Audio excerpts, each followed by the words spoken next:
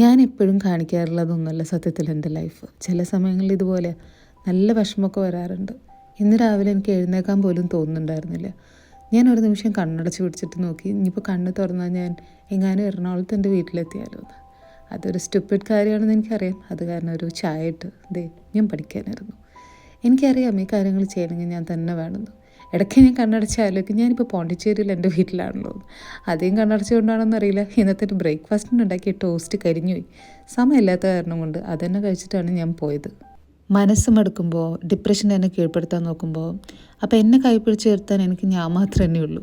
തളർന്നു വീഴുമ്പോൾ എന്നെ തന്നെ താങ്ങേണ്ടത് എൻ്റെ ഉത്തരവാദിത്തമാണെന്ന് എനിക്കറിയാം. ഈ ചെറിയ ഡിന്നറും ഉറക്കമില്ലാത്ത രാത്രിയും ഈ ഒരു ഏകാന്തതയൊന്നും ഇപ്പം എനിക്ക് കുഴപ്പമില്ല.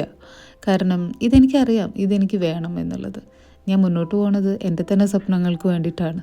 അത് അത്രയും വിലപ്പെട്ടതാണ്. ഞാൻ ശരിക്കും ടയർഡാണ്, പക്ഷേ ഇത് സക്സസ് ആവണം.